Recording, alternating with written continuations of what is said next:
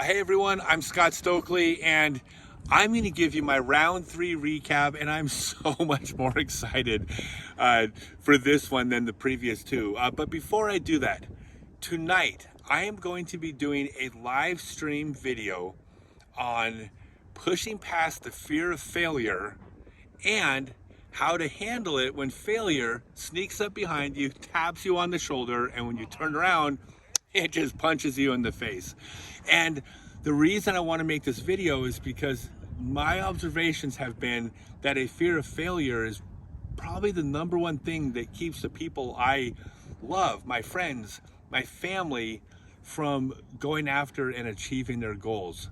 Now, I don't want to come across preachy because there's a ton of stuff I'm terrible at. But pushing past those fears, pushing down the anxiety is something I'm good at and I'm proud of, and I want to share that with everybody. So this live stream video will not just be me talking. It'll be a little bit of me talking, but it's going to be interactive. You can write comments, ask questions. You can send questions to me on my Facebook account now. But that's going to be 5 p.m. Pacific time on Instagram, 6 p.m. Pacific time on YouTube and Facebook. And I hope you all tune in. I think it's going to be a lot of fun. Okay, now the exciting part. Boy, it was a tough couple days. So I came out today. It was windy. It was a tough day. And I've been playing aggressive. The first round I was playing aggressive. I wanted to try to score double digits and get up there and contend. And then the second round I started off with that 7, and I'm like, I need to make up strokes. I attacked everything.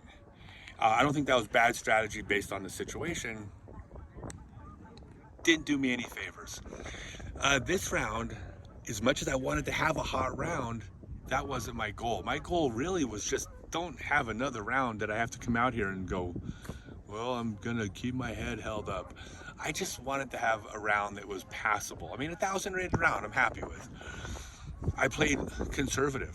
I threw in the fairway. I laid up my long putts.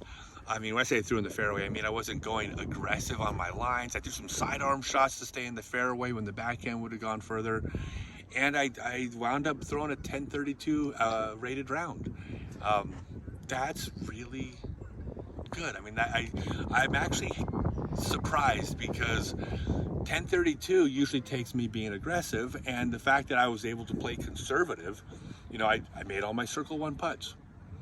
I threw 1 shot out of bounds all day by a couple feet, but I didn't do anything special and was shooting 1032, and that really makes me feel good about my goal of being a 1020 something rated player this year who can get hot sometimes, because it didn't feel like I was shredded. It just felt like I didn't make mistakes. I just played smart.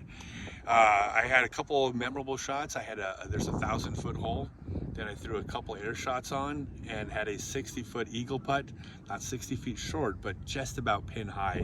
I missed my putt, but it's nice to know that, I reached it basically distance-wise. I got there in 2 shots. That felt good. And didn't miss any circle 1 putts. Circle 1 putts you can miss those sometimes, but it's nice when you don't miss any. 100% circle 1. But the final hole, a challenging par 4, slightly uphill, OB green in the fairway, OB road you got to cross. I smashed my drive 212 feet short, just short of the green. It was a smash because I didn't throw the aggressive line. I could reach the green aggressively. I threw the safe hyzer shot over the trees, and it still flew like 420 feet or something uphill hyzer. And then I threw my shot in from 212 feet to end my tournament on an eagle. And it's just like, I almost cried because it was such a tough day yesterday. It just felt like, oh, thank you. Thank you for giving me one, disc golf gods. And the gallery was there because they were waiting for the lead card to tee off, so the gallery got to watch. I mean, everything about it was just, it couldn't have ended any better. So my tournament, I'm going to recap my tournament today. Tomorrow I'm going to do a recap of the tournament itself. But today's my recap is just, as much as, I wasn't dreading it, like I said, I wasn't afraid of anything, but I'm also happy to have gotten it over with. I love the way it ended because, I gave everybody that's pulling for me something to hang their hat on. Look, see, he still got it. He can still put it together.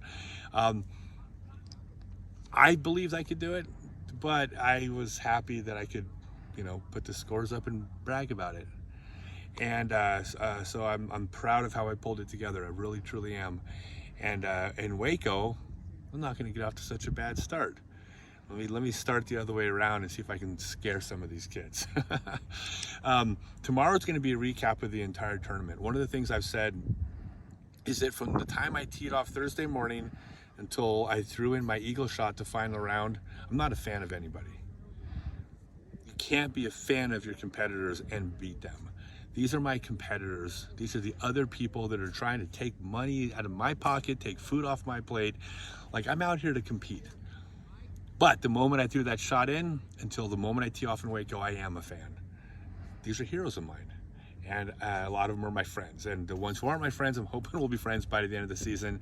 So I will be watching golf the rest of the weekend. I won't be playing on Sunday. Not a big deal. But I'll be watching golf. And then tomorrow I'll give a recap of the whole tournament itself. Tomorrow won't be about me. Tomorrow will be about the men and women who are out there smashing it on the Pro Tour, and how amazing the whole Las Vegas crew and the Disc Golf Pro Tour did. But final thing, I'll just recap. 5 p.m. Pacific time on Instagram, 6 p.m. Pacific time on Facebook and YouTube.